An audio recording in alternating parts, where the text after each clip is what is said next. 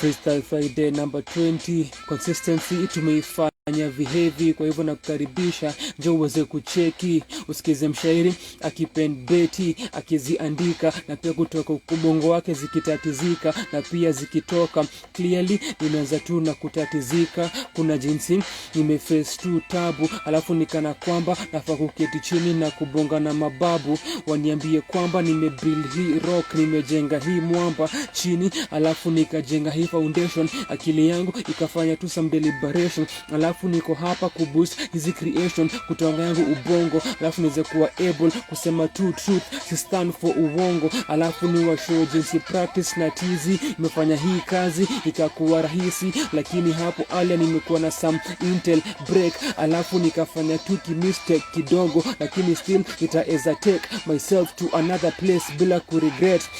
Faster akaingia hapa hivi Fred, na pia nikaeza kwa kufikisha tu salamu nikicheki jinsi amekuja, na pia tutapenda pamoja. Shukrani sana Fred Anyera. Alafu faster still doing my thing, akikuja hapa nitamsalimia Rix, ni aje my brother, unaendeleaje kaka, natumai upande wako kuna jinsi uko sawa.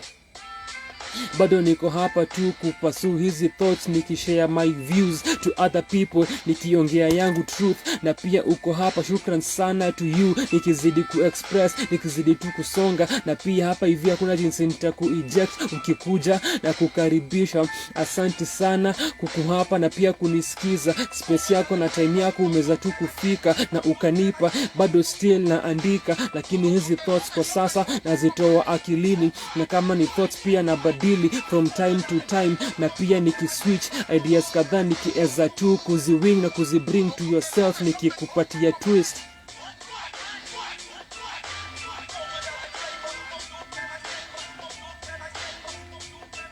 Ilibaki tu kiasi nimeeza tu kubreathe, ili the samples on hiyo beat zieze tu kukick, alafu kiwa pale unilisten, nikikupatia hizi mix pole pole unisikize, alafu nitasema still zina go on, na pia me on top of the floor kuna jinsi nime flow, alafu under the light kuna jinsi nina glow. Hope unanisikia yo, for sure uko hapa, na pia leo ni number 20, kwa hivyo tumekuja for the show. Alafu nikihope utasikiza hizi flows, nimework sana kupunguza zile flaws, alafu kuweza kupunguza hizi holes, lakini itadhani nimesema hizi holes, alafu hiyo H before that imekuwa silent. Still ideas zangu ziko violent, kuna tu ni wapi tutafika nikibreak hizi sentence, na pia nikibreak hii silence. Kama ni vitu ambazo ziko na kama, lakini kama ni stories pia ziko na trauma. Kuna thought fulani nimejaribu tu kuchase na kupasu, alafu kuna jinsi imefika to the end, alafu nikaswitch hiyo pa view.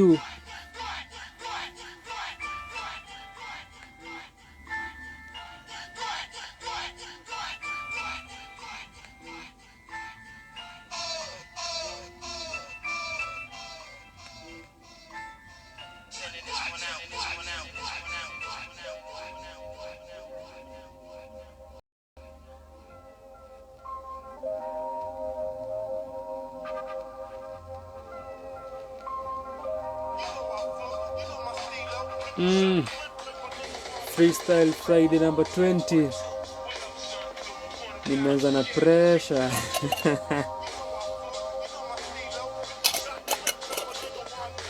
Nimeanza na pressure. Ni excitement ama ni wasiwasi?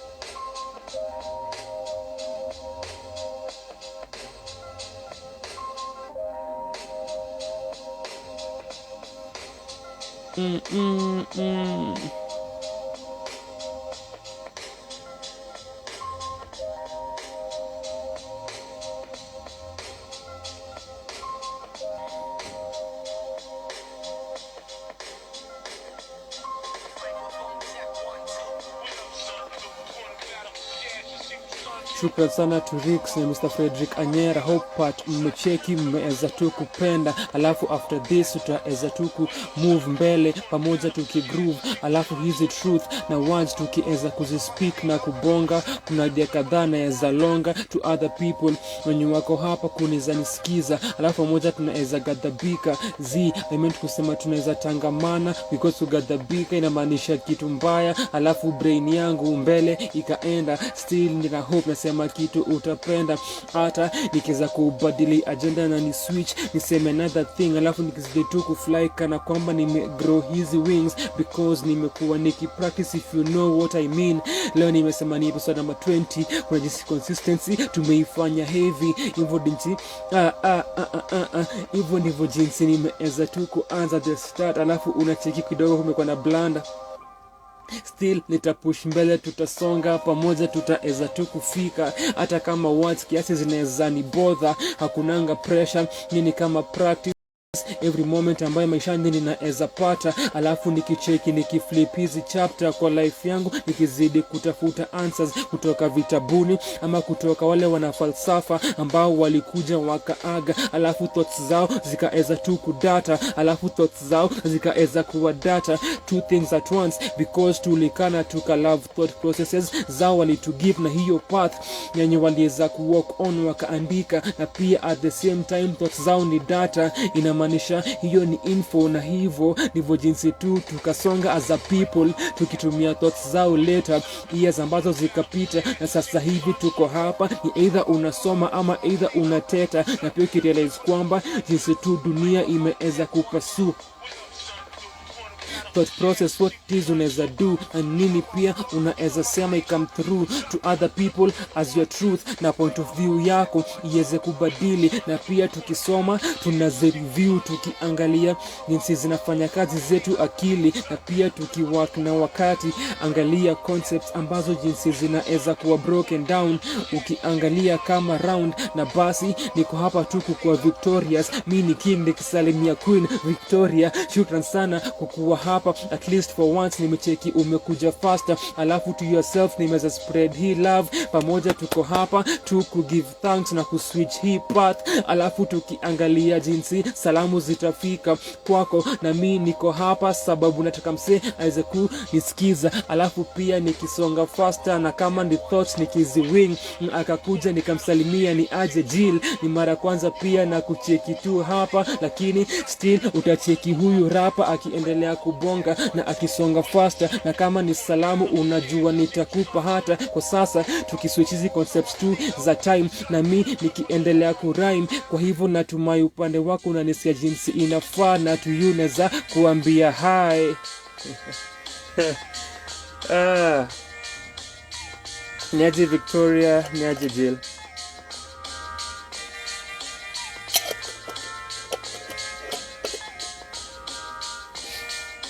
Watu sijaiona hapa leo napatikana.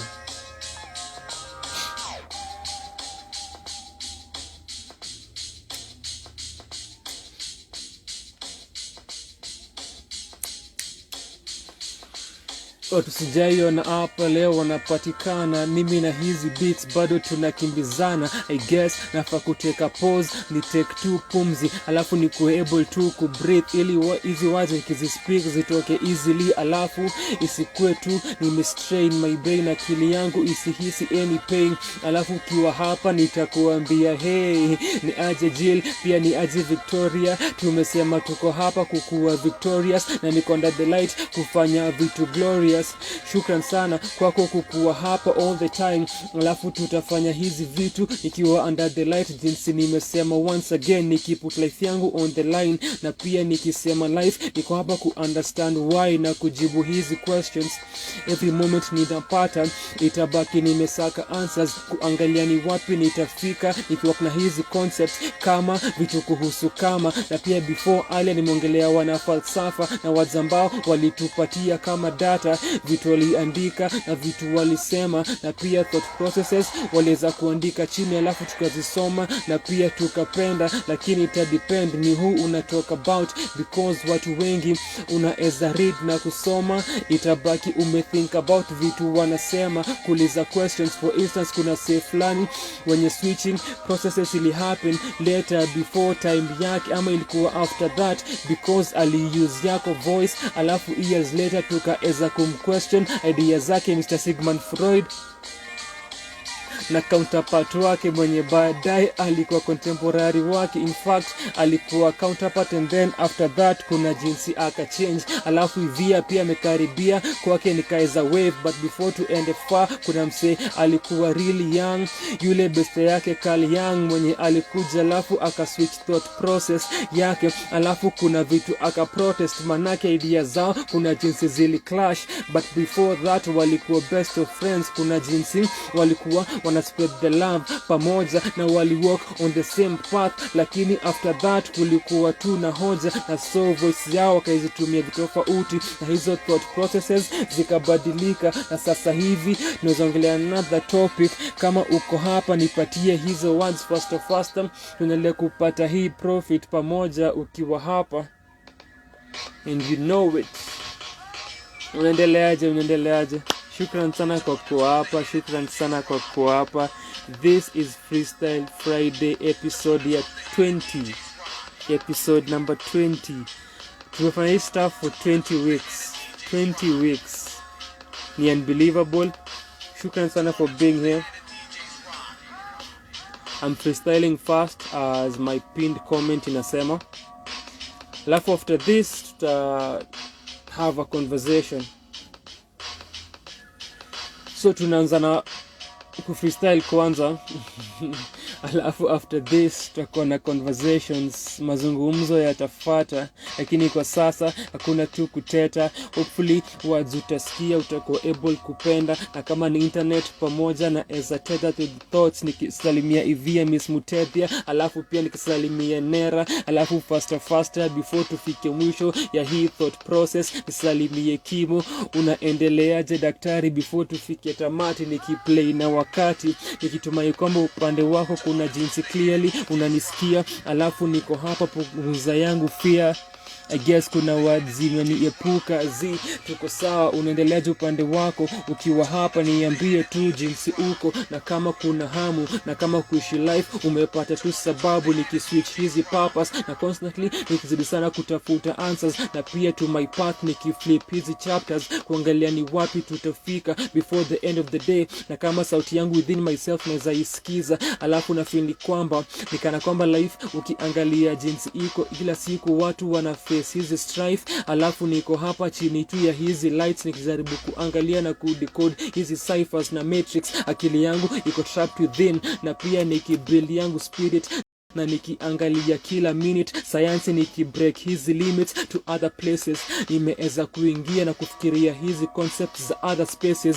Utadhani ni debate between Einstein na Mr. Isaac Newton way back in time, wakiangalia the gravity of the matter. Alafu tukiongelea tu science inaongelea energy, na pia naongelea matter. Alafu kuna molecules na pia kuna particles. Basi itabaki nimekaa na kusoma hizi articles, nikitafuta tu meaning maishani, na nikiangalia kila minute na jinsi ninasonga, nikiangalia ndani ya self. Na pia self ni another concept akili yangu huwork daily tu kuweza kuprocess. Woo! That was some scientific and philosophical shit. I'm just zoning in. I'm zoning in. Shukran sana kwa kuwa hapa for Freestyle Friday episode 20. Asante sana for taking the time kukuwa hapa na mimi. So jinsi nimesema kwa my pinned comment, naanza na freestyle, and situmii any prompts, situmii my laptop kusoma any words. Nimeanza tu freestyle na kusema na kurap tu, just rapping.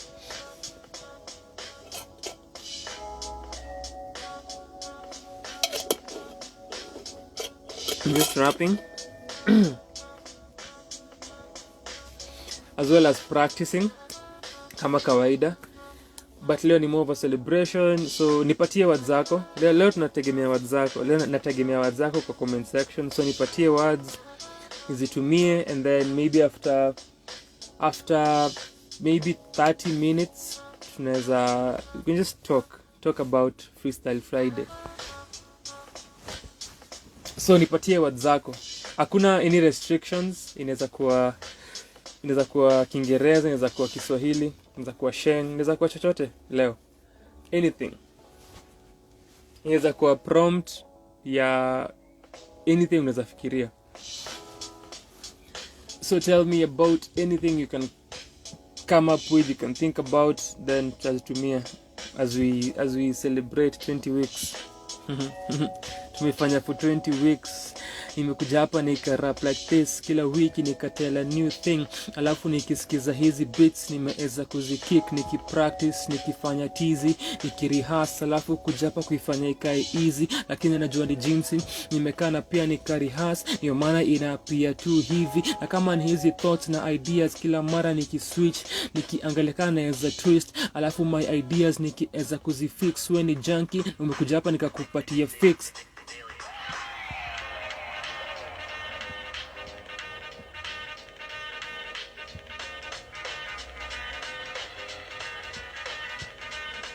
Hizo horns at the beginning zimenikumbusha Nas na Big L na this basi I can do it well. Alafu uko hapa nikikupatia intel, words zangu kuna jinsi unazi intake, alafu after this unaweza to develop new thoughts to a different place, nikijenga yako nafsi, na niko hapa nikichukua hii nafasi kubonga na kuspeak nanyi. Alafu time yako uko hapa, uko pamoja nami, community tumeza kujenga na kujenga hii unity pamoja. Uko hapa tukipenda kutoka kimo all the way hadi anyera, alafu silently ametulia pale jail na mcheki. At least uko hapo kona nikido my thing, na hizi words nikiziwing, lakini kama kawa energy tu tuna spend together. Na kama ni words na thoughts, ideas na zibend, utadhani niko trapped in the matrix kama jinsi nimesema awali. Alafu niko hapa kufanya practice, na kama ni hizi words yangu nafsi naweza push, na kama ni kweli wangu basi speak your truth, alafu ni badili nikiswitch pamoja hizi views na to other people, nikiweza kuspread hii love. If you know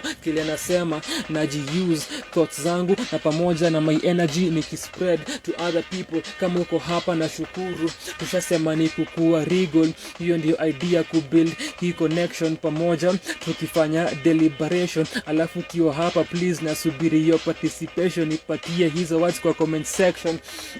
Pamoja kujenga hizi moments, niko hapa nikingoja kusikia zako comments na hizi words, ili ni switch up my thought process bila tu kuprotest. Alafu nikiangalia new context yenye niko hapa kubadili, niko able to kutumia yangu akili. Alafu nikiangalia kila kitu natumai iko intact, kuhusu flowers na pots naweza bonga pia kama hibiscus. Alafu pia the same time kumbuke hiyo ni color, nikidhani pia kuna kwamba cha yenye unaweza see about the same thing nimeongelea tea. Alafu naweza badili because pia tea ni stories kwa hii concept ya social media. Alafu niko hapa kuangalia place tunaweza fika, na kama ni stories naweza tell, kuna place tunaweza pamoja tunaweza badili na kufika.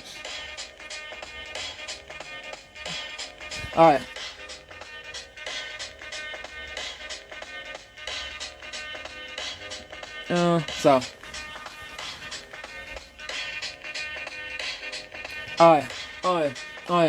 Niko hapa nikijaribu tu kukusikia na kuimprove, kubadili zako hisia. So many topics naweza ongea pia kuhusu jinsia, na nimeanza alafu hapo ndio beat imekatikia.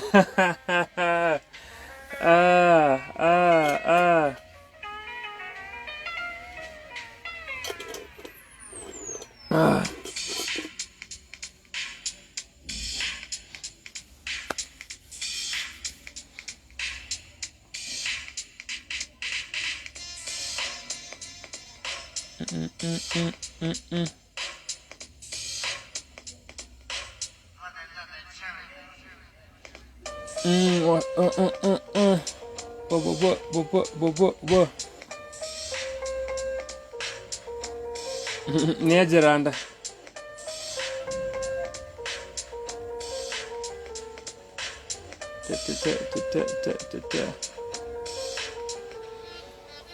ni aje Randa, natumai uko sawa. Siku ingine umekuja kuflip hii chapter, a new day in your life. Imekuwa long before ni kucheki hizi sides, unisikize nikirhyme. Alafu still natumia kile wahenga na wenguzi walisema, tunajua akili ni nywele. Alafu still ni disease najaribu kukiwa, nikijaribu sana kwa hivyo kupunguza upele. Alafu kimo niambie maana ya udede ni nini. Alafu still niko hapa kusema tu tutapay. Najua pia life sometimes kila siku uko hapa kupunguza pain. Itakuwa kama story za Miss Jessie J. I guess alikuwa anaongelea kuhusu tu price tags. Ilikuwa such a song way back then. Alafu alikuwa able kubadilisha watu thoughts. Na still niko hapa nikifanya hizi vitu maishani, nikiwork sana bila any expectations na matarajio. Lakini still niko hapa hivi tu leo kuangalia jinsi tutasonga mbele. Alafu pamoja tutaweza kubadili hii hali na watu leo. Kuna jinsi tu wamechrome kukuja hapa kusizani kibadili hizi thoughts kwa machuom. Nikikuwa able tu kupita na kupasu, niko hapa tu kumanuva. Alafu ikiisha at the end of the day tutareflect, tutakuwa able kukumbuka bila kudeflect na bila tu kujuta. Still niko hapa nikiwakuta, na kama ni hizi maneno kuna jinsi kwako hivi nazirusha and vice versa because unanipa. Alafu pamoja tunajenga. Uko sawa Randa hata kama umechelewa. Shukran sana kwa kukuwa hapa once again. Alafu kuna hizi ideas na progression because ivia kuna jinsi anani test akisema stories za racial aggression ita get deeper because hizi thoughts ni vitu political na pia naweza chimba kutoka another place na from the ether nikizi bring to this world. Alafu nikichansi jinsi dunia imetake on another path. Alafu kuna jinsi watu watasema wanani love because kuna place nimeswitch the thought process, nikaongelea vitu fulani na context nikaeza tu kuichange kuiswitch. Alafu Randa alien wave to them because kuna jinsi amecheki ile line yenye pamoja nimerhyme. Shukran sana Jill kwa kukuwa hapa na kuniambia kwamba kuna jinsi nimeipata na story ya Jessie J na price tag. Kuna jinsi niliko nadhani singeza ipata, lakini akili yangu nashukuru sana because ilifikiria faster.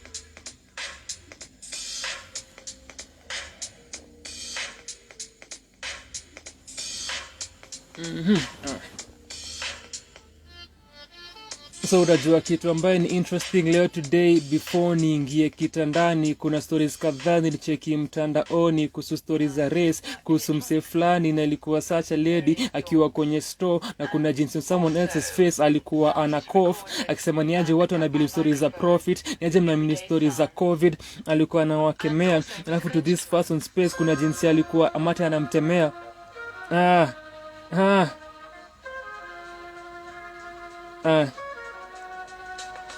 So to this person's face, huyu lady kwa store sura yake kuna jinsi mata alikuwa anamtemea akisema ni aje mna believe stories za covid na watu kwa dunia wanajaribu sana ku make profit. Mbona hamnisikii na mimi nika a profit nikijaribu tu kuambia hizi ukweli. Truly utadhani soli yangu ni ya Machiavelli Mr. Tupac. Kama ni ukweli nimekuja hapa tu kuwapa na kutupa. Alafu mnisikizi. Alafu wakaenda wakafanya some research kuhusu huyo lady na kenye ili happen. Waligundua kwamba lately ni kampuni fulani big inajulikana kama SAP ama ni SAP nikidhani that was the name. Alafu faster hiyo kampuni kuna jinsi wakamwambia toka nje, wakamchase out of employment, akabaki bila kazi. Na hii ni stories tu hapa hivi mtaani utadhani watu wanakutarget because huyo dem inaenda back kwa stories za race. Ni wale wenye watu majui tanga Karen. I guess to go back to stories za race jinsi ivia alikuwa ameniambia. Alafu nikasonga na pia ikakuwa heavily nikatumia mstari fulani ya Jessie J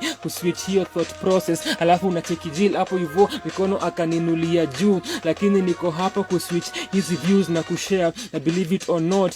Alia pia kabla kulala, I guess ilikuwa few days ago, nikipitia yangu kamusi nilicheki hiyo word udede. Alafu sasa hivi kuna jinsi imeza kuni escape because truthfully nikiongelea hizi stuff, hizi words nikizi use jinsi Kimo ametuambia ni msea kidoz alafu ana drool upande wake, niko able to identify, alafu mmenipatia imenicertify mimi kama msanii jinsi hizi words nimezi use, alafu bila ku able ku disabuse time yako because na ku love, na kama uko hapa kuna jinsi na ku value pamoja kwa hii space, uko in my purview, alafu nikitumia hizi words kutoka yangu akili kubadili. I guess jinsi niko hapa ku switch hii plan nimekupatia mradi, alafu niko hapa pia nikiradidi mashairi nikiandika hizi mishororo na beti pamoja kuswitch up hizi sentence, utadhani ni stories za King Kaka na beti because nimeandika, alafu pamoja tukaweza kusonga na wakati ukaweza kubadilika. Kwa hivyo ukiwa hapa kama kawa unajua shukrani huwa na kupatia my dear, na pia wazambazo umenipatia nimeweza kukuambia back in return, alafu nika spread hii love. Hey.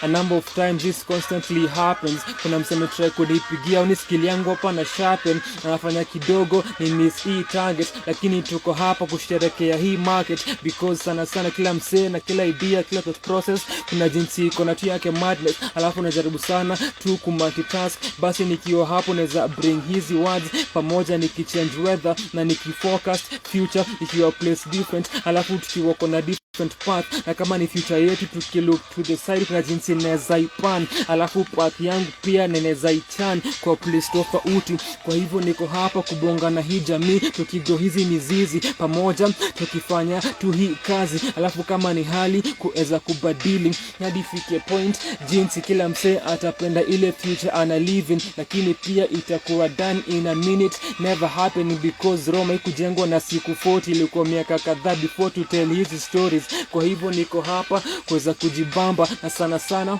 kujenga hii sanaa, kuifanya hadi place tutafika ikiwa far, tukipaa pamoja tukireach the stars, na pia tukiangalia hali ya anga kuweza kubadili kutell hizi stories after kusema kwamba tulikuwa pamoja, alafu tukasherekea tukaweza kujijenga bila hoja. Tulikuwa hata kama msee mmoja, lakini tukabuild community pole mdogo, kuna jinsi imekuwa slowly, alafu tukatell hizi stories later in life. Niko hapa kujifunza na pia niko disciplined enough kusema kwamba najipatia adhabu ili moments beautiful tujenge pamoja, itakuwa kama dhahabu, zitakuwa gold moments tofauti, stories zitakuwa told, na future tukiangalia itakuwa bold and beautiful, ya tell stories about the days of our lives. Umeona kile nimefanya, nimetoka from the bold and the beautiful to the days of our lives. Hizi vitu tukiwa junior tulikuwa tunazicheki tu pale kwa teli, alafu our ideas pia zilikuwa zina come alive. Hey.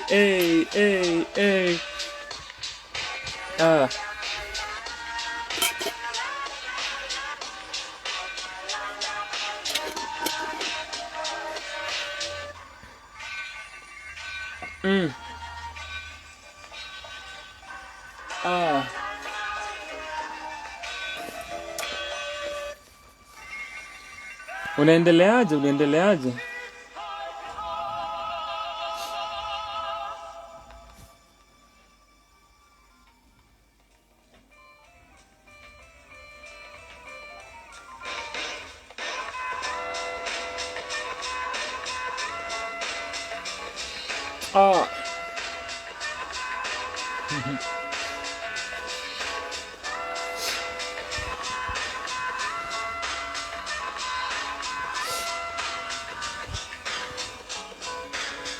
Stories za racial aggression ni watu kujaribu kuji-outtrace, jinsi najikimbiza ni kama na try kuji-outpace sana, kujaribu tu kusonga faster, nikikick na nikiandika hizi stanzas, kuna jinsi ni kama nahitaji kuchukua pumzi na a breath before niweze kustop, alafu ikatike breath, na pia nikicheki easily jinsi ime come through, alafu tukafika the end because serial killers juu ya hizi beats one after the other zina face death zikipitia mkono yangu. I guess unachekia nimefanya because thoughts pia nimezibend, alafu nikabadili nikaongelea kuhusu something else instead. Otherwise ningesema later kuna jinsi akili yangu place ingine ikaenda, lakini hakuna jinsi niko hapa kuteta because imekuja jinsi nimependa, imenifurahisha sana, nika put together hizi letters, alafu still nikaweza tu kubadili akili nikiangalia hii hali si halisi maishani, lakini iko sawa. So many methali pia naweza switch niseme kwamba hii mnafaa kuiweka tu kwa leso, jinsi watu husema kwani ni kesho. The meaning itabaki tu umeipata, ni amini itabaki tu umenidata. Ukisikiza jinsi na use hizi words nikitumai upande wako utacheki huyu lad mseme put in the work, alafu akajilove na pia kakuwa able kubadili yake path because amelearn na sana sana akasonga fast, lakini pia ametake yake time ili ukimsikiza asikize hizi words na jinsi atakuwa able ku use hizi rhymes. Kuna jinsi amekana ka perfect hii craft, kwa hivyo jinsi amesema ameput in the work, alafu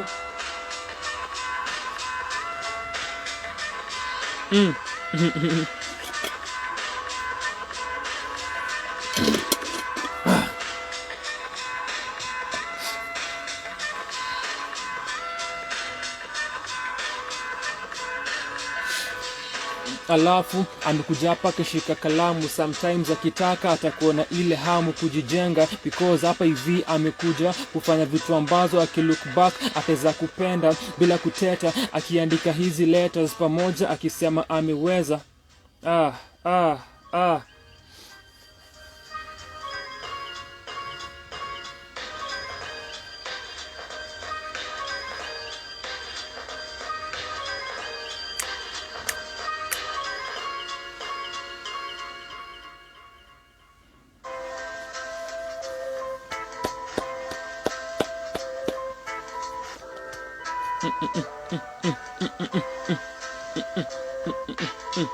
Last week ilikuwa stories za mkufu na mwanafu na watu kukua stories za mkufu na mwanafu na watu kuja hapa wakakuwa tu mwalimu. Alafu nimesema itabaki kama ni hali tumebadilisha because watu wengi dunia imewadhalimu, lakini kama ni starehe na sherehe itabaki umetake the time kwa sababu zitakugharimu. Najua jinsi niko hapa na pia nikaongelea stories za karamu na watu kukuja ku have fun, kwa sababu maishani itabaki kuna vitu umefanya ili uweze tu kusonga mbele na kuishi safe akilini ukiwa mtaani, ukiwa umejitrap kwa yako room, na pia ukiwish the world inaeza isha because so much energies na vitu zimekuconsume. Kwa hivyo kuna jinsi dunia sometimes ikihappen, kuna vitu ukicheki najua hautapenda, utadhani umego back in time, ukawish kuongea na philosophers, ukawish kuongea pia na wahenga, usikie jinsi wali come up na hizi truth zenye walinena, because bado dunia kuna jinsi tuko hapa tunaumia, alafu tunasema jinsi hizi words zimekuja na still nikapenda. Hata kama umefanya such a typo ukakuna mistake, still niko hapa kupunguza hizi mistakes, alafu bado tutasonga mbele intense because niko na intent ya kukuable kukujenga place huko, nikitumai utaizisikiza, alafu hii sana pamoja tutashare bila vituko because huko sunajua tuko hapa spread hii love na pamoja kujenga hii world venye tu tutaeza, because kuna jinsi alia a few sentences ago nimeteta kuhusu hii state, na pia alia nikiangalia hii race, nikiongelea hii place intensively speaking, kuna jinsi the world imefika place fulani nikachekita kuwa ngumu sana kuichange, na hiyo ndo thought process mi kwa nayo instead, na every other moment nikiangalia thought processes yangu, na pia nikiangalia jinsi tu humanity umove na kudai kuswitch up hizi places, na jinsi watu ndani yao wamefeel hateful phrases. Kuna jinsi hii place itakuwa ngumu sana kuibadili, alafu na bongana yangu akili, please unaweza kana kurelax, kama basi uko hapa unaweza tu switch up, alafu tunaweza recap hizi vitu unawaza, because sana sana najua akili yako huanga evil. Zin please nisikize, nimekanika observe na niko able kuangalia just the people, na najua si wengi sana wanaeza nisikiza, lakini as the world na feel kama ni mwisho tumefika. Acha kukuwa really pessimistic, itabaki umekaa na ukacheki kwamba tunaweza kuwa able kuibadili. Sidhani because duniani hakuna watu wako willing. Nimejaribu a concept on live for the first time.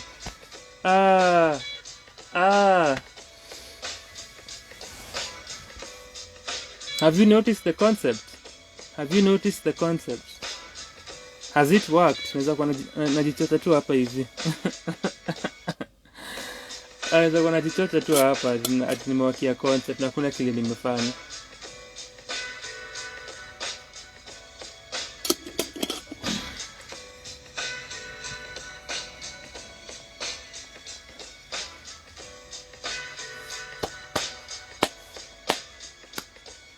Matuzaizi mtama umuina uko nyuma kuna jinsi wao wameandika sherehe ni gharama, in fact ni starehe ni gharama, alafu before ni switch aje kidogo tu ni change. Ayrosh niaje sana, karibu my friend, to them amekuja, alafu nika wave. Ini the first time nimemcheki hapa, kwa hivyo imebaki nimemsalimia faster. Alafu before that nilikuwa nasema hizi matuzai mtaa jinsi huwa zimeandikwa kule nyuma. Starehe, sherehe ni either wakisema ni gharama, alafu jinsi kimo alia kuna word alimesati kabaki tungempatia lawama, lakini alichange faster because ako kwa mat. Alafu kuna jinsi imeandikwa tu vibaya, kwa hivyo akamesap akasema tu garamu, lakini niko hapa bila kutumia kalamu nikidhani kwamba nakupatia hamu kukuchange. Na pia tuko hapa tu kwa sababu tuna celebrate today the day 20 week 20 in fact of doing the same thing. Consistency jinsi nisema nikianza tumeifanya heavy, alafu tuko hapa kusikiza hizi beti, kwa hivyo tunakaribia to the end. Kwa hivyo words zako nipatie faster mbele tuweze tu kuona tutafika, alafu pamoja tuko hapa kuzidi kuota. After this tutakuwa na a different session, kwa hivyo nipatie words kwa comment section. Shukran sana for your participation. Day 20 tukifanya hii celebration because tumekuwa really consistent. Kwa hivyo nipatie words zako hapo hivyo kwenye comments, alafu nitazidi kuendelea kukuwa insistent kutumia hizi words nikijenga hii experience, akili yangu ikiprove kwamba iko na brilliance, na pia kama one in a million uniqueness nikiandika pamoja hizi sentence, na pia nikizistring utadhani ni string theory ya wanasayansi jinsi huwa wanasema things iko connected. Alafu nikiangalia hii process najua akili yangu haita protest at any point in time jinsi together nimeweza kuput hizi rhymes, alafu nika use hii akili nikaweza kubongana yako soul, but pia nimekutouch yako mwili because ukiangalia hii stuff ni body, mind and soul, na history yangu kuna siku moja itakuwa told.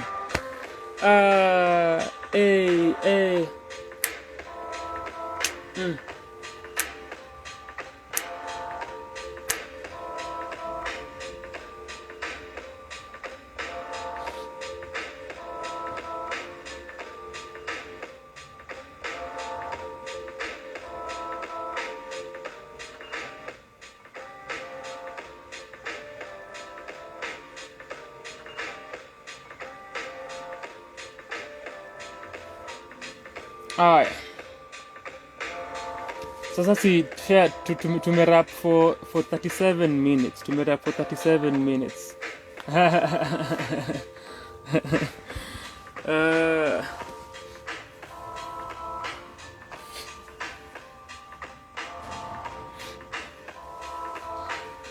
for 37 minutes actually.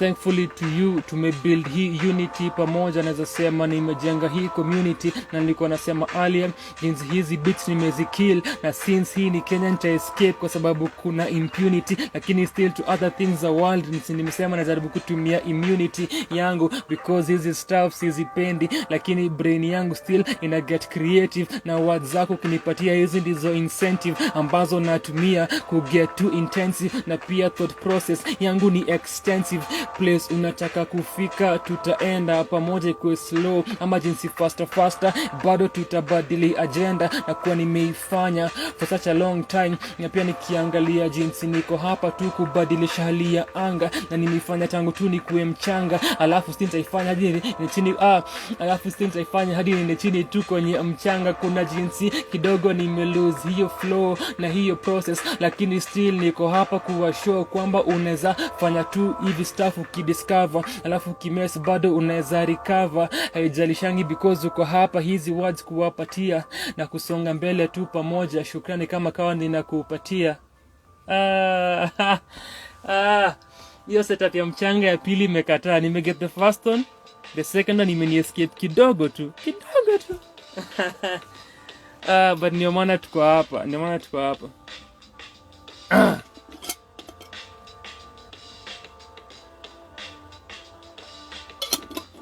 Nimekuwa nikifanya since nikuwe mchanga na nitaifanya hadi nirudishwe kwa mchanga. That was the setup, but there are too many words, so nika miss. Also sita ziko kwa mchanga, but it's the idea that matters. It's the concept, it's imagery.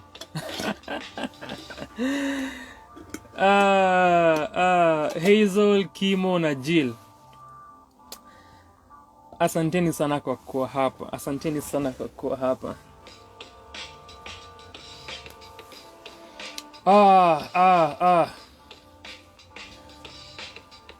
Yeah, it's been a while since I practiced like this. It's been a while since ni practice. Na Hazel anajua hizi zinakuanga practice sessions. Hizi ndio kwa my chance ya kupractice live na wewe, na kuchukua words zako, kuchukua inspiration yako na kuform rhymes na words unanipatia. So hizi kwa rehearsal sessions zenye huwa una witness. Jill amekuja hapa for the first time today, na amebaki hapa na sisi. Ameleta words kwa comment section, which was amazing.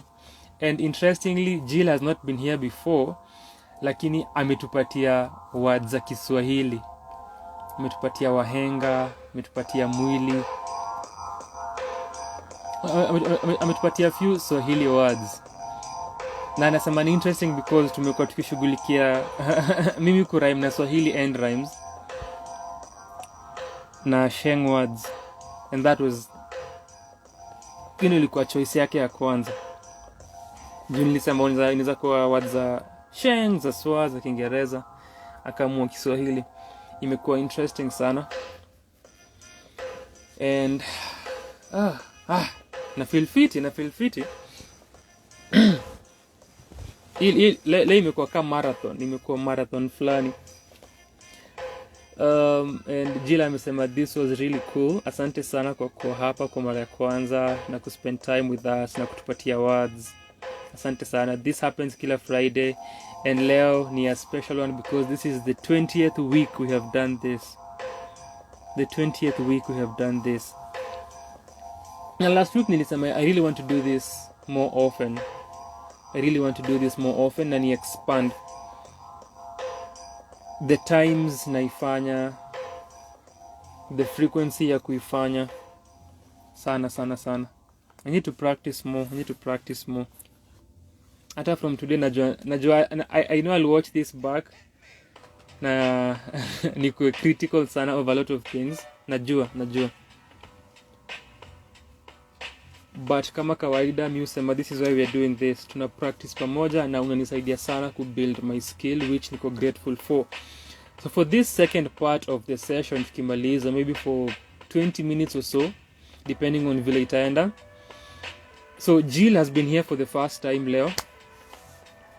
Kimo amekuwa hapa for this is the third time Kimo amekuwa hapa. Na tuko watu watatu. 3 is the theme it seems. And then Hazel has been here. Man. I lack words, Hazel. I lack words. Yani I lack words sana. Hazel amekuwa hapa for forever. Na since akuja hapa for the first time kupitia one of the lives, I think ilikuwa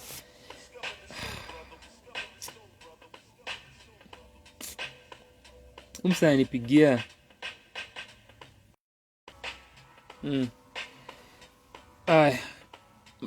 kuna mtu ananipigia na inaniambia UPS. Maybe I have a delivery na siki simu. But I'm here for another sort of delivery. I'm here for wrapping delivery.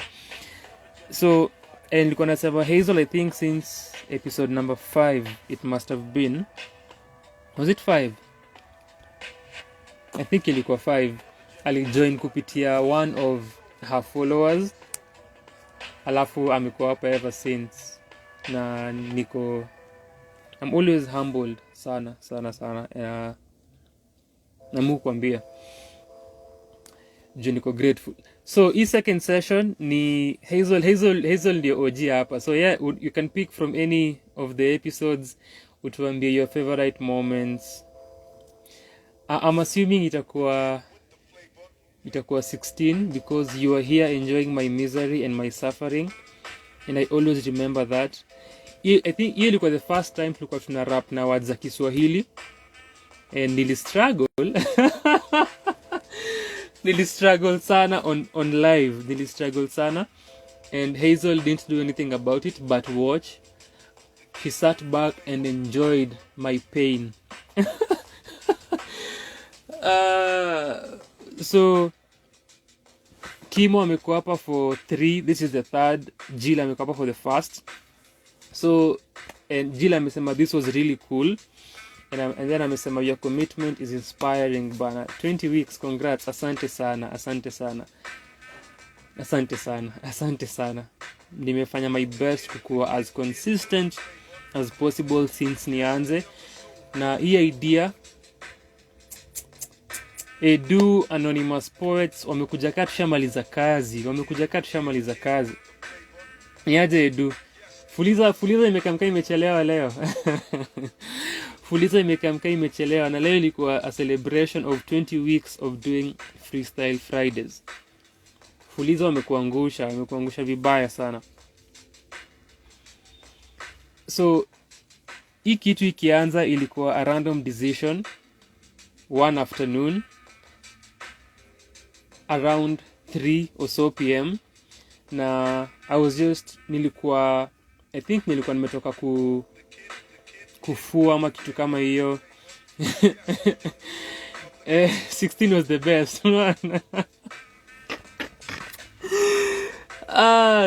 Episode 16 was horrible. Wow. Nilipitia.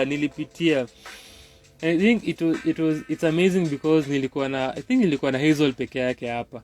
Nilikuwa naye peke yake, I believe.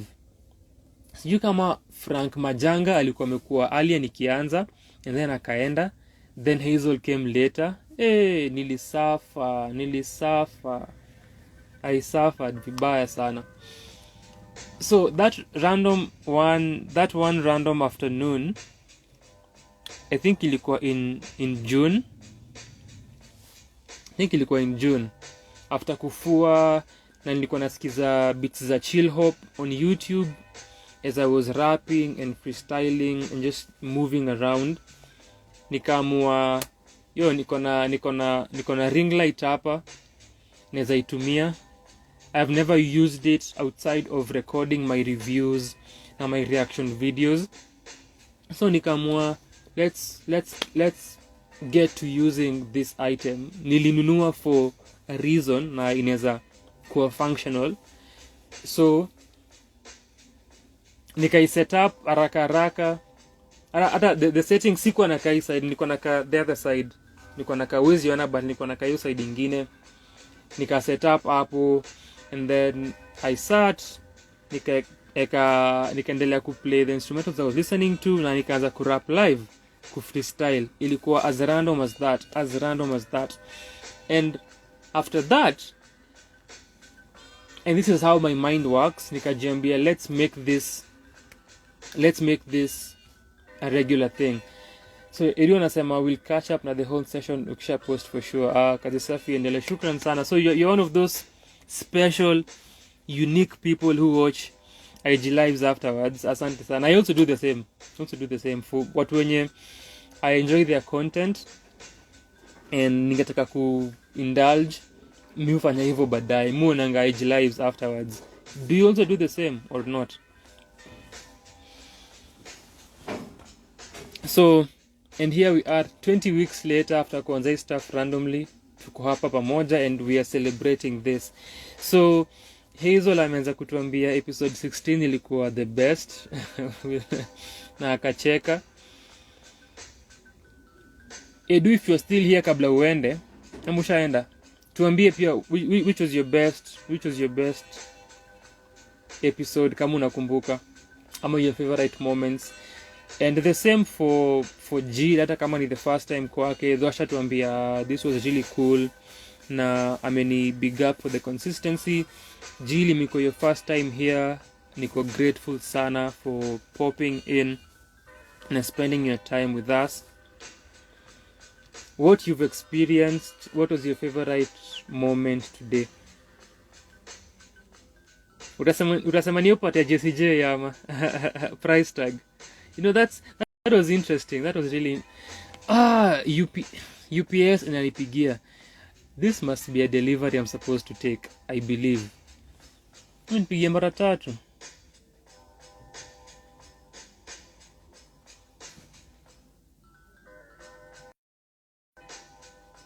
Yeah, we are back. Amenipigia mara 3.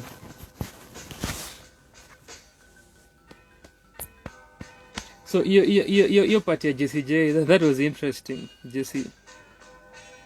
JCJ. So let's see. Najua again when nimesema watching this afterwards, najua I'll think of a number of ways that I could have set up that line ama that bar ama jinsi ninge rhyme.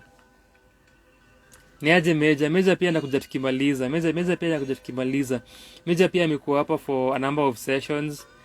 Na Meja pia aliniweka on a big screen, alinirecord kwa TV yake kubwa sana nikirap. Niaje Meja, asante sana my brother kwa kuwa hapa.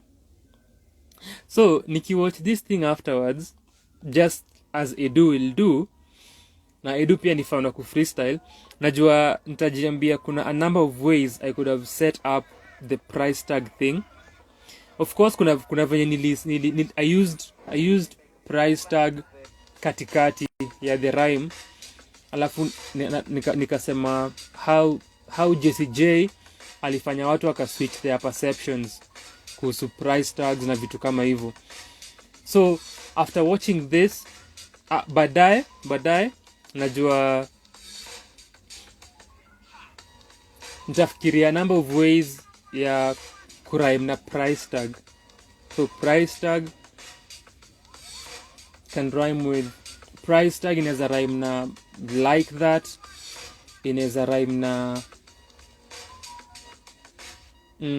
my words, inaweza rhyme na my verse, inaweza rhyme na high stuff, highland.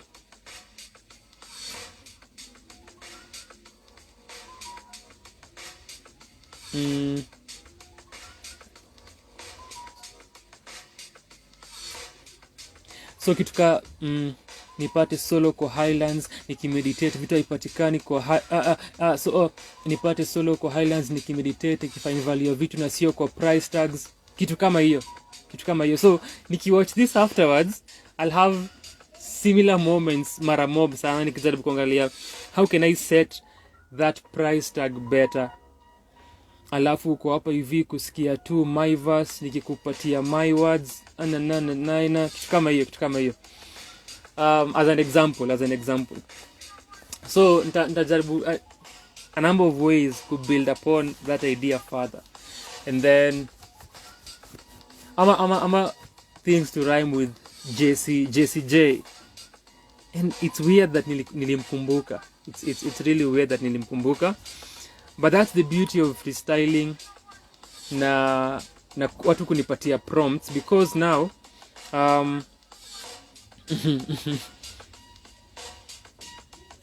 the thing with freestyling ni you tap into different places and areas of your brain. Una tap into memories, una tap into vitu umekuwa ukifikiria. For instance, pero niaje man, mnakuja tukimaliza kazi, niaje pero. So also before in the session, you can ask me questions. Unaweza share sentiments, be as honest. If I sucked, niambie you sucked. Niambie you sucked, your work, niambie. Let me know. Feel free. This is an open space, a free space kusema anything na kunipea your sentiments as openly na as honestly as you can. Na pia unaweza niuliza maswali. You can also ask me questions kuhusu freestyling or anything kuhusu live na previous sessions, chochote pale, na uniambie your best moments kwa live ya leo, alafu pia kwa previous sessions that you have been a part of. For instance, mtuka Hazel, mtuka Kimo who's been here for 3, mniambie your best ones, na mipe pia ideas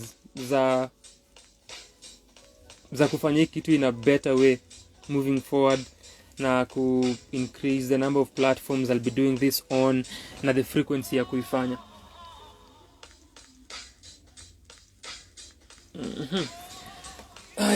Just a moment tafadhali, dakika moja.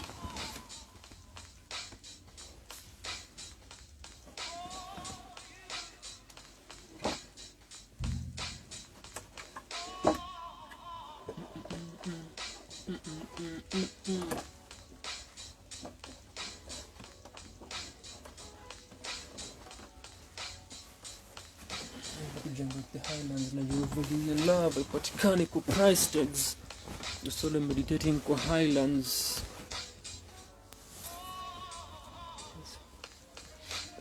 Aya.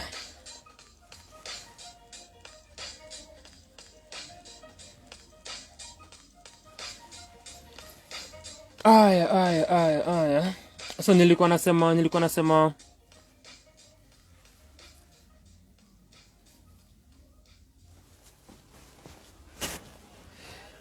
with freestyling una learn and it happens almost naturally, because uko on the spot, it's spontaneous, and uko forced to tap into a number of things at the same time, na so una process information haraka sana. And so sometimes hata nikimess up kakile ime happen with hiyo nini ya Highlands na price tag sahi, because kwa mind yangu nilikuwa nafikiria kusema how niko solo meditating kwa Highlands, kulearn value ya love haipatikani kwa price tags, kitu kama hiyo, but then words ikaongezeka and then ika get jumbled up pamoja and then nika mess. So that happens a number of times, because kuna a way unafikiria I want to rhyme this with this, alafu ni kuwe na a setup preceding this, and then it doesn't come together really well, alafu una end up stumble kwa a word, stumble kwa a thought process, and then that happens. So but that's the thing, it's a freestyle, it's spontaneous. So kile unalan kufanya ni when that happens, use that mistake and build upon it ukirap. So ukimake a mistake, you can choose to refer to it kwa the next bar and the next rhyme, alafu build further kutoka hiyo thought process. So kitu kama hiyo. Hazel, uniambie moments zako pia. Sitaki tu maswali. Just joking. Niambie your best moments. Wewe pia ni mkufu. Wewe pia ni mkufu. So for instance, nilikuwa nasema baadaye with the JCJ line, I'll find a number of ways. For instance, nishaonesha a number of possible rhymes for price tag. Alafu pia I look for a number of rhymes za JCJ. I tried kutwist heavily JCJ kujaribu kuinini, haikuwork fiti sana, but in the moment that's all I could think about. So najua baadaye I'll come up with a number of words and patterns that rhyme with JCJ na I'll store them in my brain and try kuzitumia a number of times. So that's that. The other thing was kile nilisema earlier, sijui ka uli notice kuna a time where nilikuwa naongelea my world view ya kukuwa pessimistic, and so let's see. Kemi amekuja pia tukimaliza kazi. Leo amekuja tu mkichelewa. So Kemi anajua my nihilistic na my pessimistic worldview. Kimo also does na anajua. And then Jill, we also had that conversation with you kuhusu how the world will never change. Have we had that discussion with you, Hazel, kuhusu dunia and how fucked up the world is and how the world will never change? In my view. So, and then pia nimesema freestyle, you tap into your thoughts na your feelings and your emotions. So what happens, and najua watu wengi who've told me, si wengi, a few people wameniambia hawezi freestyle because of that their raw thoughts zita come out na maybe vitu nafikiria hawataki kusema. So there is that. With me sijali. And so what happens nilianza kurap kuhusu my pessimistic worldview na jinsi dunia hizi badilika, and then instead of letting that be the thought process for that segment of this freestyle session, nika decide, let me bring in another character to counter my pessimism and my cynicism. So what happened kwa hiyo instance ilikuwa where I was switching my body posture. So I was tilting to this side nikikuwa that pessimistic character, and then I was tilting kujaribu kushow side ya huyu optimistic character. Sijui kama ili work, sijui kama uli notice, but there was that. And ilikuwa the first time nimejaribu an idea na a concept ya kutell such a story hapa hivi. Nimejaribu concepts tofauti, of course, with different themes. I think one of the yes I have. So Hazel also knows my pessimistic worldview. Yes, nimekumbuka, because I think one of the sessions, our earlier sessions pamoja tukiget kujuana na akijoin for the first time, kulikuwa na mse aliongelea the word ali mention the word revolution, and I've said this before. When one of the approaches za kurap ni someone can give me a word na I can choose to just use the word kurime na niachane nayo. Sometimes I can choose to get deeper into the idea of the word na ni build a concept further na hiyo word. So for instance, leo tumeona racial aggression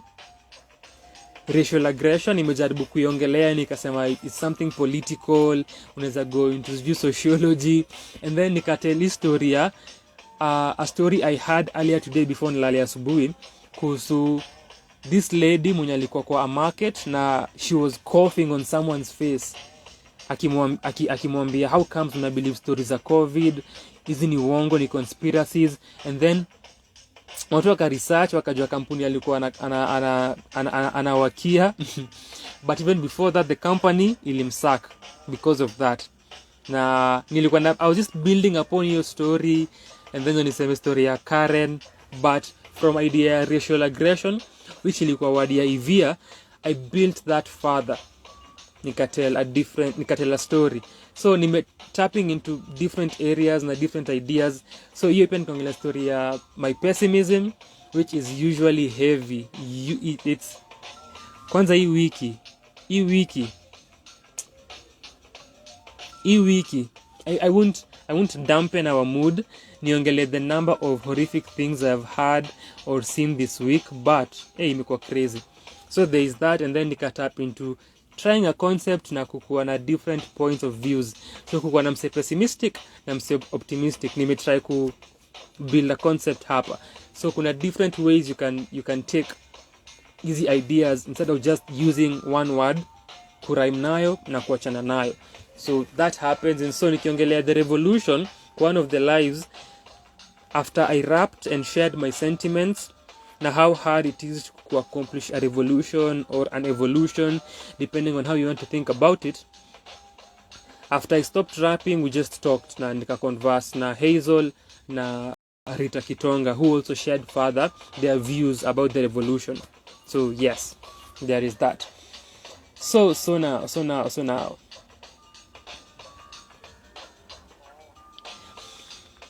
so Kapa anasema fiti bro jo nimejoin late but tuko pamoja, asante sana. Then Jill says my favorite word ni jinsi. So this is what happens with freestyling. If there's an idea having what I would call not catchphrases, they're called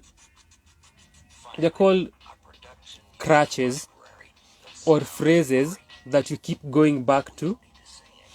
And what I noticed sometime last year or even 2019 nikianza ku practice, because I was recording myself alafu nilikuwa na listen back, and una notice nimetumia e-word sana, nimetumia e-word. So una notice nimetumia certain words mara kadhaa. And so with that unajaribu kujitrain not to use them over and over again. So over the years of my practicing zimeenda zikichange because you get rid of one and then you use another one again. You get rid of one and then you use another one again. So that it's unavoidable. What you notice if you listen to freestylers, the phrases that they keep going back to, because your mind is working so fast. Lazima urhyme, lazima ukwe on beat, lazima make sense. So inevitably you'll have specific words that you'll keep going back to. Your mind ishazistore na imeziprogram kuzitumia, and sometimes you won't even notice that you are saying those words. So what happens if I'm rhyming on live? I notice this for my reels, which me share at 4 or 5 a.m. What I notice I listen back to that reel, then nagundua, I used this word but sikumbuki. It's almost as if it may happen automatically. Alafu akili yangu learn ku freestyle to a point whereby ni kama naifanya on autopilot in some instances. So sta notice nimetumia hiyo word hapo until nisikize na nigundue, I used this word again, iko hapa, and then nimetumia iko hapa. So kuna a way in which your brain programs those words, and then itakuwa inazichurn out when you need them, and you won't even notice most of the time. So if I listen back, I'll notice nimetumia e-word sana. And also today I've used words that I've been using before, but for the past 3 or 4 sessions I've not been using them. But I did that deliberately. I tapped into your area and I used those words again for this live, but nimekuwa nikiziavoid for a number of live sessions na for a number of my practicing sessions. Juu najaribu ku increase my vocabulary, which hizi sessions za swa zimenisaidia sana over the past 4 weeks. And then pia just freestyling on my reels a lot imenisaidia sana ku build my vocabulary, kutumia words tofauti, kupata new setups and using words differently imenisaidia sana. And so if I am practicing and I am coming on live ku practice na niseme leo tunawakia hii na hii, then if I need to reduce the number of phrases that I have ama that I usually go back to na mutumia sana, I'll not use hizo words. If I say leo I don't want to use kitu kama jinsi, sitaki kutumia process, sitaki kutumia na pia, sitaki kutumia pia, sitaki kutumia this and that, if I'm setting that before tuanze, if I use those words nitajistop. If I use those words, I'll stop myself. And then, because we are practicing, and that's the idea of a practice session, do not use those words, and then you're working on something specific. So there is that too. Kuna specific phrases that you store in your brain, and then zita come up almost automatically, utazitumia. So nilikuwa nasema for freestylers, usually besides kuongelea rappers and talking about other rappers, which I don't do, but besides talking about other rappers and being ill kushinda other people, which is okay, it's rap anyway, besides hizo phrases, the other phrases they use need their names. So if you watch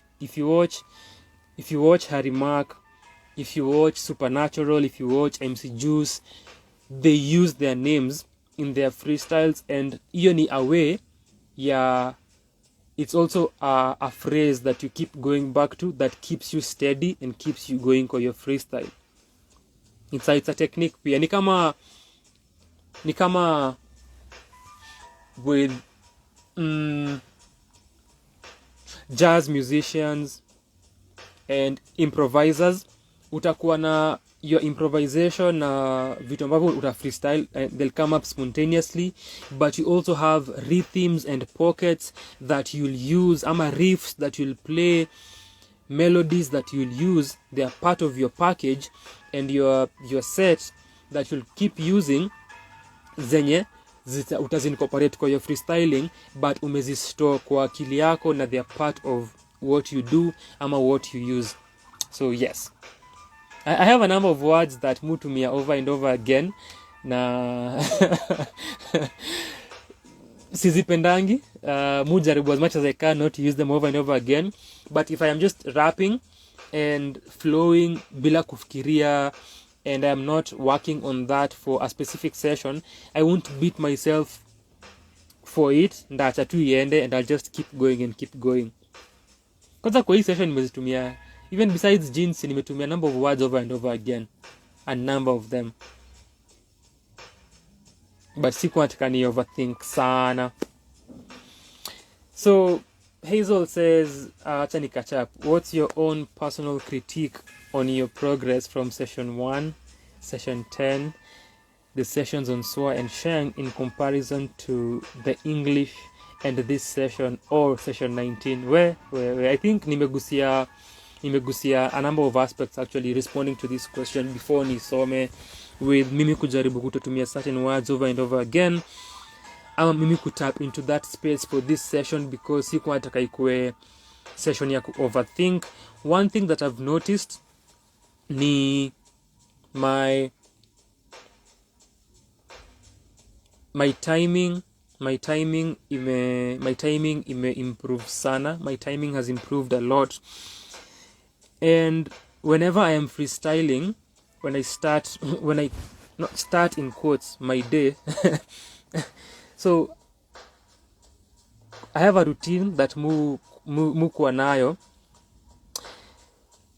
and part of your routine iko na a freestyle. So I'll just put a beat and then I'll either just rap na niende, ama I'll use word prompts. So I'll go kwa YouTube and then kuna those videos that I've even used on my reels where utaona words kwa screen. So either that or just put on a beat and I just rap. So whenever I do that, I've noticed that my timing has really improved since nianze kuifanya, and I practice a lot. I try to practice as much as I can. Na even with these freestyle sessions, nikikuja kwa a session, nikiwatch afterwards na discover my timing improve, na discover my setup zimekuwa better, na discover even that the setup and the punchline which tumefanya for I think since episode number 16, So 16, 17, 18 and 19, we've worked on my setup and punchline phrases.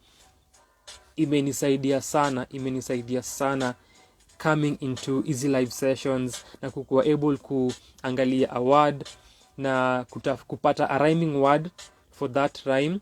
For instance, tuseme kitu kama wahenga, which Jill alitupatia earlier. Kwa mind yangu nishaona napenda, nishaona agenda, so I can choose kusema napenda agenda wahenga, and that's a multisyllabic rhyme because I'm rhyming 3 syllables. I'm rhyming the entire word. Agenda napenda wahenga, 3 syllables at the same time, which can be difficult. Sometimes I can just say I can just rhyme something with those. So for instance, kama kutenga still rhymes with wahenga because henga na tenga zina rhyme, but that's a double. It's a 2 syllables, not the entire word. Whenever it's an entire word, kakile nilikuwa najaribu earlier with price tag na highlands, kitu kama hiyo, it's amazing because even pia muandika pia muandika na a lot of syllables, and so if I can hack that when I am freestyling, it's amazing sana. And her remark has inspired me a lot with multisyllabic rhymes. And then also MC Juice, and he does it effortlessly with his multisyllabic rhymes. Nimepick that from them kwa freestylers, but also a number of artists who've influenced me kwa hip hop generally wameinsaidia with my multisyllabic rhyming and writing. So you have, so hizo ni vitu zimeimprove sana with mimi ku rhyme constantly. And one thing that I've wanted to work on, ukiangalia our first episode, which was 16, which is Hazel's best episode because she was enjoying my misery and my pain. Na alisema si mimi alisema it's her best with a laughter emoji. Malicious people are here. Hiyo episode ilikuwa ya kwanza tuliwakia on SOA. My idea was, na nimesema before, I work on my Swahili rhymes even before that live, but ilikuwa muda before nifanye. So with hiyo live na pia the subsequent one, though I think the subsequent one had improvements ama was better, the thing nilisema si ati it's hard kurhyme na words za Kiswahili, si ngumu. If I want, hata hapa nimeifanya, if I want to do it, I'll do it. But for that specific episode, I was looking up a specific website with Swahili words. So ilikuwa a practice session. I was just not rapping bila prompts. I was specifically using prompts, and the idea was nitumie those specific words naona kwa screen kurhyme nazo, si words zenye najua ama I have already in my mind. So that was the challenge episode 16 which is Hazel's best. What I noticed ni it's easier for me also kujibu swali ya Hazel ya comparison ya swa na sheng, since nimetumia English word generators sana kwa hizi lives na pia kwa my usual practice, because hakuna Swahili ama sheng word generators. Which Kemi, are you here for us ama alitoka? Yuko Kemi ako hapa. Yes, Kemi is here, which is something Kemi will help us solve kwa Kiswahili and sheng word generators. What I noticed ni I can easily form multisyllabic rhymes with English words easily juu nimezitumia for long, and I can set them up and then ni punchline easily.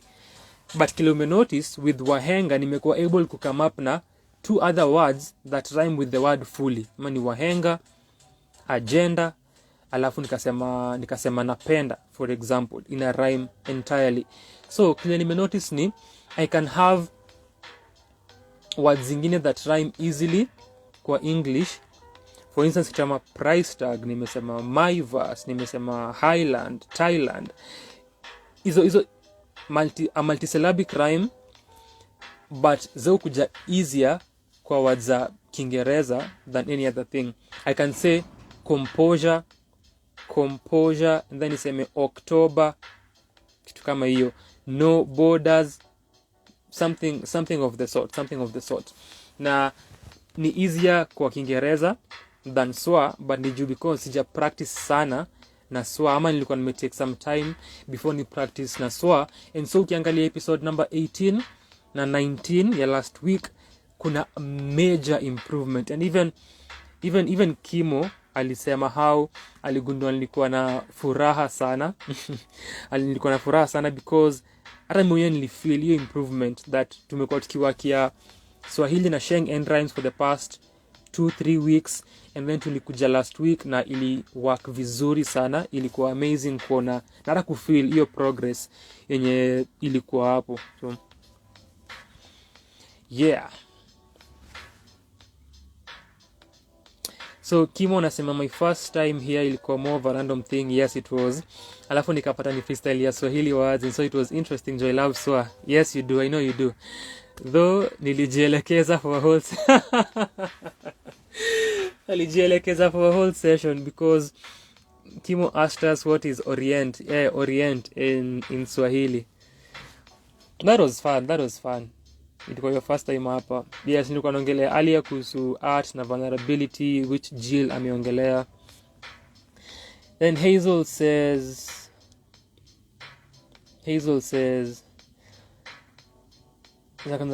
Kenneth_KO niaje Ken. Manu niaje Fitlord Bryant. Fanya kazi Kemi, fanya kazi. So unaweza niuliza any questions that you have. Any questions that you have kuhusu freestyling. Anything.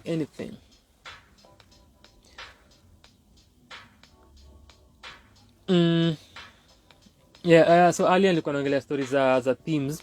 I think that's when this comment came.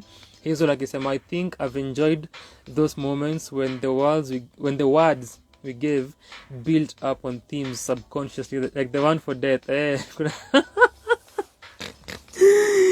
Kuna sikumbuki ilikuwa word gani, but pia niliget into kongelea death, which Hazel and myself and discussions on death, it's a whole nother story.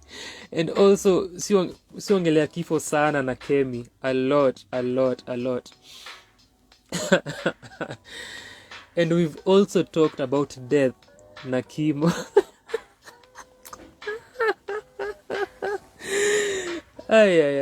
Look at my life yani. Look at my life. It's the people in my life. It's you. You are a bad influence upon me. So ilikuwa one of those episodes pia, and kulikuwa na word na nikaamua kubuild upon the theme, upon the word, and nika get into how I constantly think about death and my death, and and that happens a lot. Mimi kufikiria kifo changu na mimi kuongelea kifo, they happen a lot. As I've said, I don't really care about sharing my sentiments on issues and being open about it. Even kwa my reels, ukisikiza my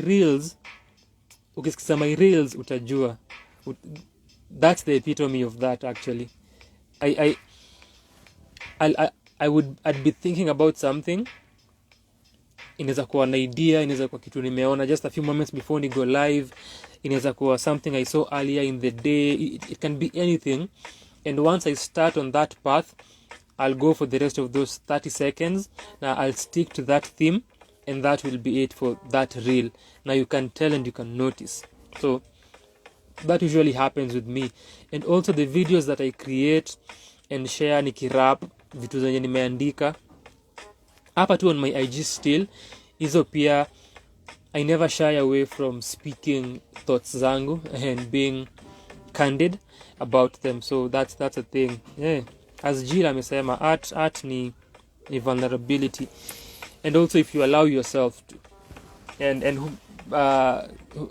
sijali anyway, so I don't care. So nitasema tu kile nafikiria, kile nahisi, and that's it for me.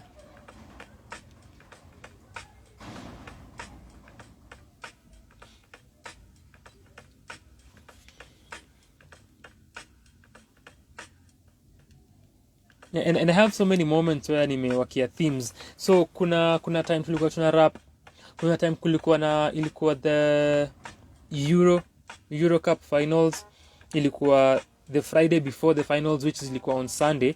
And so hiyo tulikuwa hapa na Edu, and tulikuwa I think na K9, I think na Eb pia. And kwa hiyo session tukaongelea, so Edu ali tupa emoji za lions hapo 3. So nikirap nikasema kitu kuhusu how lions, I rap with something kuhusu simba, and then the next line ilikuwa kuhusu jinsi watu wenye wako na dread huitwanga simba, maras ni malayon ni masimba. So I used that, and then kwa comments zake baadaye akasema hizo lions zilikuwa zina refer to England. So because nini yao, their flag kuwa na lions. So alikuwa anasema hiyo ndio timu yake, his favorite going into the Euro Cup finals, which ilikuwa Italy versus England. So I went into 2 or so minutes just rapping about that final and who I thought would win. And it's an interesting freestyle. Ilikuwa earlier kwa my freestyle sessions. It was fun. Again, another moment where I picked an idea and I rapped on it for some time, na nikajenga upon hiyo theme further. And I even shared a clip from that freestyle after Italy ishinde. After Italy ishinde, nilishare hiyo clip, and that was an amazing moment too, which I've spoken about, building upon themes na jinsi huwa inasaidia akili yako kurap about something for a long time, as we've seen with the racial aggression topic from Ivia, and amongst other topics. Hiyo topic ya kifo yenye Hazel may refer to as well. So this has been episode number 20. Kama kuna swali jingine ambalo unalo, niulize kwa comment section tukimalizia. This was episode number 20. It's been amazing. Ilikuwa nisikize the previous episodes before this live. But what is time?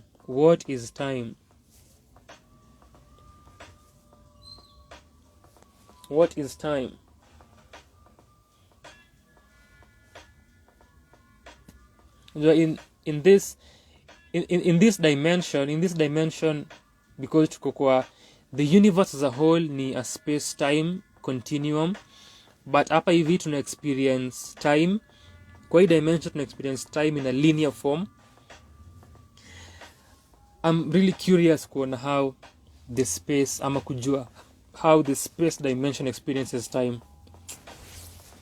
Anyway, that's another, which has reminded me, earlier tukianza kuna that segment I went into philosophy and science. That was that was something for me.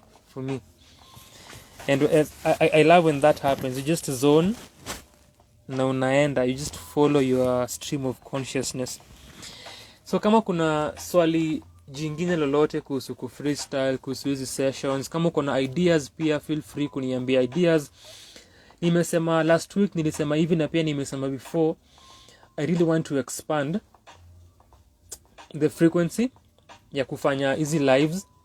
I really want to, na ni practice more na ni engage nawe more, and then pia nizifanye kwa other platforms.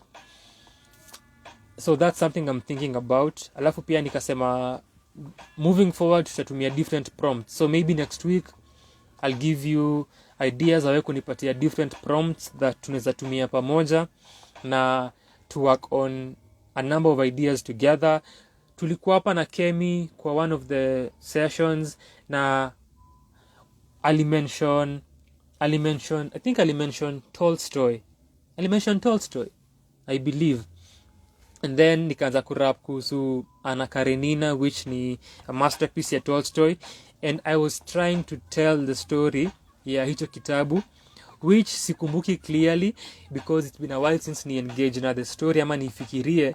So I was tapping into memories zangu na discussions na my experiences with the book that occurred 3 years ago, nikiwa tukifanya in campus 3 years ago, when we did the book, and then the subsequent conversations that I had with a few people about Anna Karenina, na mimi kukumbuka my essays zenye niliandika about the book. But ilikuwa interesting kutap into that aspect of freestyling, which is one thing that going forward we shall get into, because one of the random word generator that I use, what is it called? It's just called that random word generator. Yenye mutumia iko na prompts tofauti. Kuna prompts za stories, kuna prompts za nouns, za verbs. So we shall get into those different aspects as we build, and then pia tukiongezea a few aspects zile nataka kushughulikia myself. But pia kama uko na other ideas, Kemi wants us to get into stories more, so there is that as well, which ili happen leo with me kutelio story ya Karen earlier. And stories are more difficult than any other thing, but we will practice together na we'll work on these aspects together. Na niko grateful for your time, na for your prompts, na for your assistance, na for your support as I am working on my freestyling abilities na on these skills. Unanisaidia sana, niko grateful sana. So Hazel says the live you did at 4 or 5 a.m. in the morning, and then akaka emoji za macho 3 na laughter moja. Yes, that was it doesn't exist anywhere. I think it exists kwa servers za Instagram mahali, because once something is on the internet it never goes away. I'm sure it exists kwa servers za Instagram somewhere.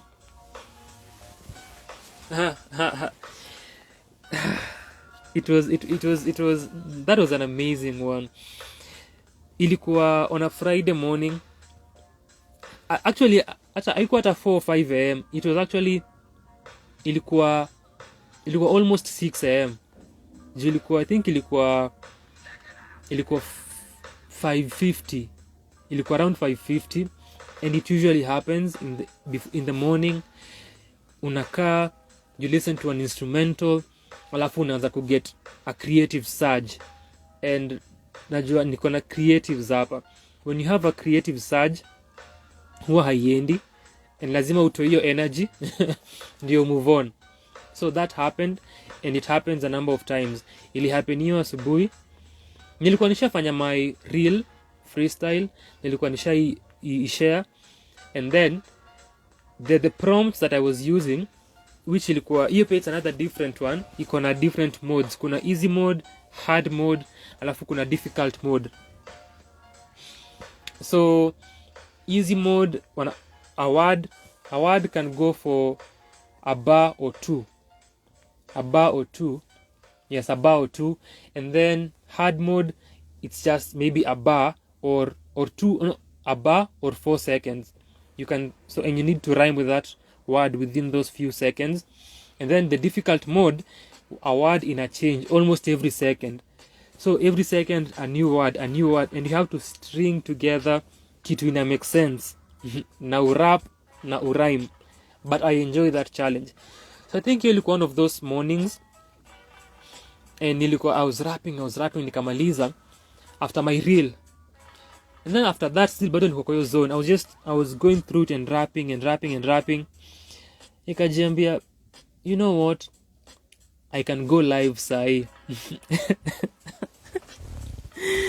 Most of my ideas were random. Na once nimeanza, ama once niko na idea, I'll want to pursue it. I will want to pursue it. So nikasema I can go live nikipractice, literally hii ilikuwa the first time I practiced pia live. Nikasema I'll go live nikipractice, venye itakuwa I don't care. Ni make mistakes, nifanya nini, it's okay, ni sawa. So went live random, nera siku set up kama venye sasa nime set up ati a light hapa, light pale, just went live kutumia bulb na tukaenda, and nilikuwa na practice double time, which we should do. I've not done double time hapa before, but later that morning I tried tukimaliza, but that we should do double time and to rap on beats that rap, which I have been working on pia for quite some time. We should do that together one of these coming Fridays. So ilikuwa beats za trap na nilikuwa nawakia double time. Only 3 people witnessed that live. Hagai alikuwa mtu wa kwanza, Alibad, and then K9, and then Hazel. Hao ndo watu waliwitness hiyo live. I exist anywhere else. So that was interesting. Nilikuwa nawakia my double time, takata. So imagine rapping like that on live, and it's a freestyle. Ilikuwa na so much adrenaline, so much energy, ilikuwa vibrant. Tukarap, and then tukamaliza, and tukimaliza tukaanza kudiscuss na kuongelea random things. Jay-Z came up with the conversation kuhusu, I think ilikuwa kuhusu videos, sikumbuki what else tulikuwa tunaongelea, and then nikaamua kuplay a Jay-Z song because tulikuwa tunaongelea instrumentals na how to challenge yourself. Nio pia came through, Nio pia joined, but Nio alikuja after tumalize kurap. So tulikuwa tunaongelea training your mind kutumia different beats, and how beat kama hii it's a slow beat, so you have enough space. So nikisema kitu kama 1 2 3 body, ngori, sorry, gori, I have enough space before nifike kwa the last bar ya the last beat of the bar, na mwisho wa bar ndio ni rhyme. I have that. If you put trap beats, also have space, a lot of space, but huwa nasema how the snares are ina trick mind yako kuraima raka, so the flow will switch. Chill hop beats, lo-fi beats are slower, and so you have more space ya kurap. So nilikuwa nasema if you are practicing ku freestyle, kama uko interested, anza na hizo beats zenye ziko na more space, the lo-fi, the chill hop beats, they are spacious na restrictions ni fewer than other instrumentals, so inakusaidia ku practice na ku work on your timing. And then K9 aka mention Jay-Z na beat ya Kill Jay-Z. I remember the song, but since sijasikia for 44 in a while, sikuwa nakumbuka the instrumental. So mimi ni nani? Nikaenda YouTube nikatafuta Kill Jay-Z. Nikaanza kuicheza. A few seconds in.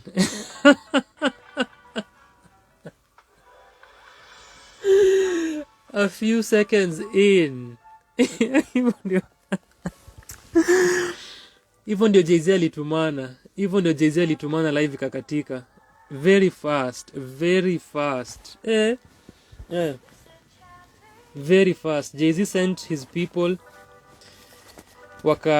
Wakasema this live cannot proceed. Na live ikaisha. Live ikakuwa disrupted. Live ikawa disrupted, man, and it disappeared, and so ukiangalia one of my IGTVs tunasema it's Jay-Z's fault. If you watch it, that's the context of that morning when nilikuwa na practice double time on live, and then Jay-Z kwa hiyo ngoma nasemanga manga fuck Jay-Z. Yeah, Jay-Z alituambia fuck you African. Natumia ngoma yangu aje on your live na unilipi. Mia fuck your freestyle, fuck your practice session, fuck your audience, fuck Hazel, fuck K9 na kata story na live ikaisha hivyo. So that's what Hazel I referred to earlier akisema kusiyo live. It was fun though. Binti live ni aje. So nimeshukuru sana for your time. Tumekaa hapa for 1 hour and 38 minutes. That's a long time.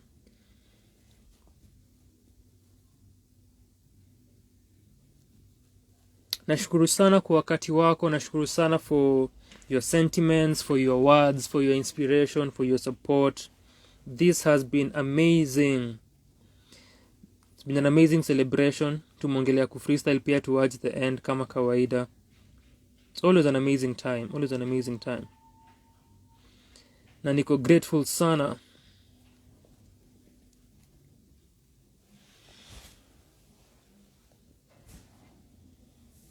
Leo tukadhame kama tumemaliza. Binti live amekuja tukimaliza.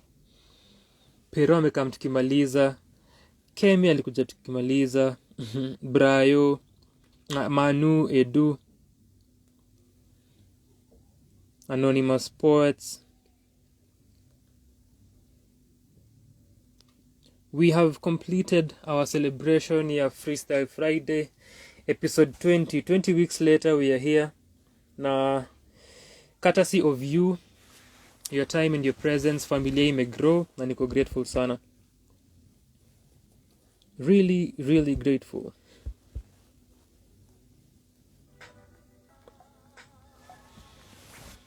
Next week ni episode 21. Tunasonga. And my real freestyles zimefika 60, man. 60 for 4 am, 60 for 5 am. Those are 120.